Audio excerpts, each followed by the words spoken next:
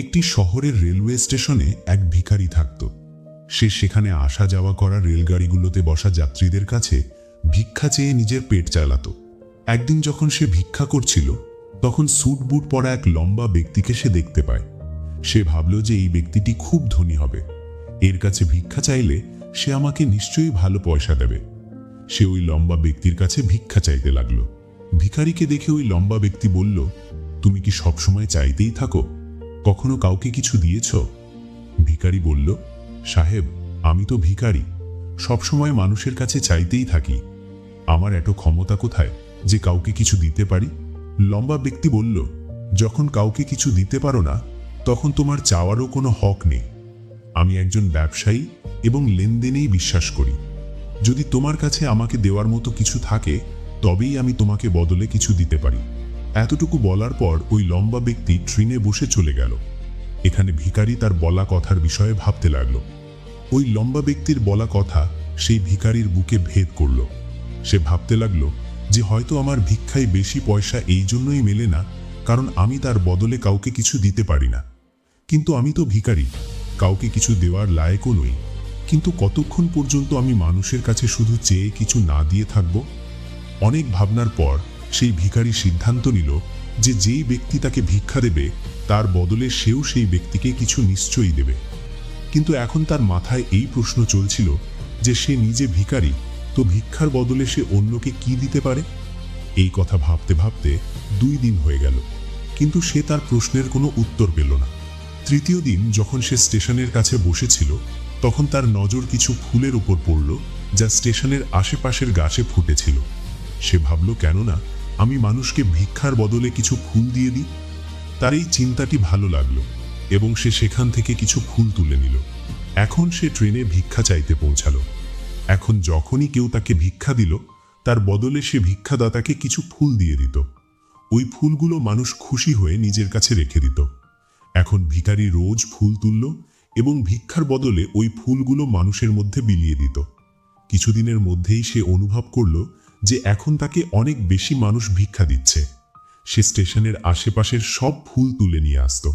যতক্ষণ পর্যন্ত তার কাছে ফুল থাকত, ততক্ষণ পর্যন্ত তাকে অনেক মানুষ ভিক্ষা দিত।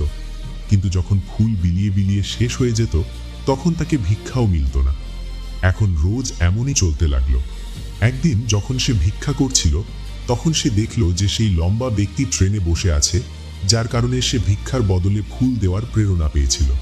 সে সাথে সাথে ওই ব্যক্তির কাছে পৌঁছালো এবং ভিক্ষা চেয়ে বলল, আজ আমার কাছে আপনাকে দেওয়ার মতো কিছু ফুল আছে, আপনি আমাকে ভিক্ষা দিন, তার বদলে আমি আপনাকে কিছু ফুল দেব।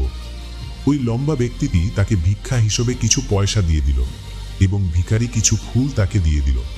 ওই লম্বা ব্যক্তির এই কথা খুব ভালো লাগলো। সে বলল, বাহ, কি কথা, আজ তুমিও আমার মতো একজন ব্যবসায়ী হয়ে গেছো। এতটুকু বলে ফুল নিয়ে ওই লম্বা ব্যক্তি নিজের স্টেশনে নেমে গেল। কিন্তু ওই লম্বা ব্যক্তির বলা কথা আবার সেই ভিখারির মনে গেঁথে গেল। সে বারবার ওই লম্বা ব্যক্তির বলা কথার বিষয়ে ভাবতে লাগলো এবং খুব খুশি হতে লাগলো।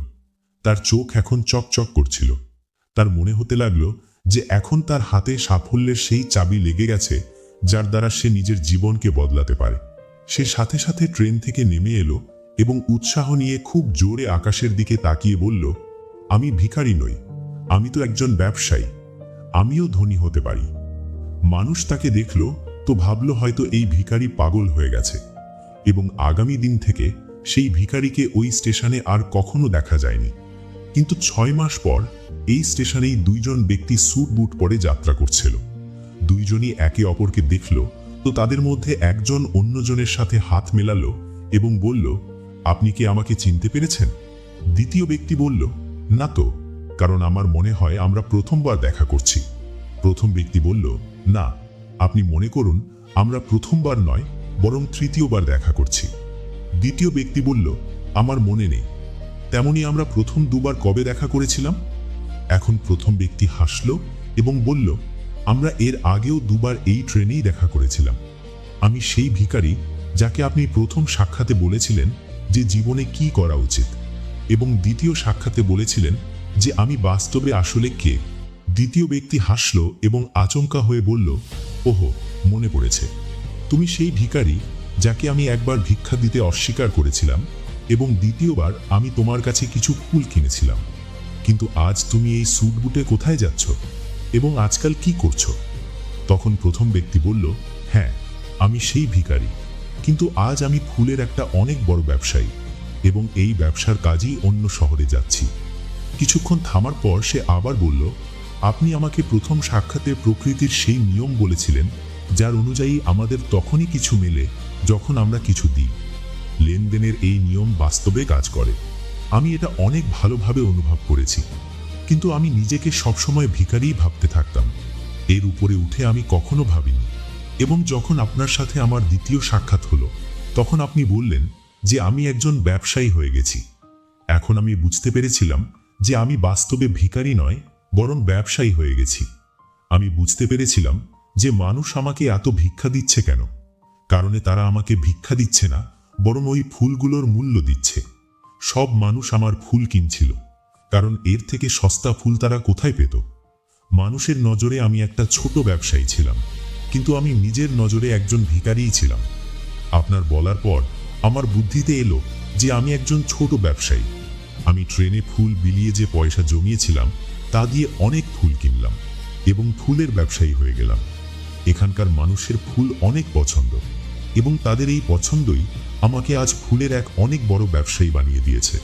দুইজন ব্যবসায়ী এখন খুশি ছিল এবং স্টেশন আসার পর সাথে নেমে গেল এবং নিজের নিজের ব্যবসার কথা বলতে বলতে এগিয়ে গেল। বন্ধুরা, এই কাহিনী থেকে আমাদের অনেক কিছু শেখার আছে। কাহিনীতে লম্বা ব্যক্তিটি গিভ অ্যান্ড টেকের নিয়ম অনেক ভালোভাবে জানত।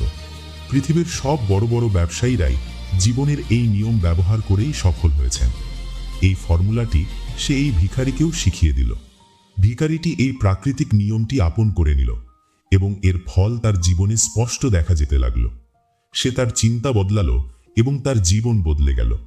এই কাহিনী আমাদের বলে যে আমরা যদি নিজের চিন্তা বদলে ফেলি, তবে যে কোনো কিছু অর্জন করা বা পাওয়া সম্ভব। যদি আমরা নিজেকে ছোট ভাবতে থাকি, তো আমরা সবসময় ছোটই হয়ে থাকব। বড় হওয়ার জন্য আমাদের নিজের চিন্তাকে বদলাতে হবে এবং নিজের বিষয়ে বড় ভাবতে হবে। কাহিনীর সার বা মর্মকথা হলো এটাই যে সাফল্য আপনার চিন্তার মধ্যেই লুকিয়ে থাকে। নিজের আত্মসম্মান বা সেলফ রেসপেক্ট জাগিয়ে তুলুন, নিজের চিন্তাকে বড় করুন এবং দেখুন কিভাবে আপনি সাফল্যের শিখরে পৌঁছে যান।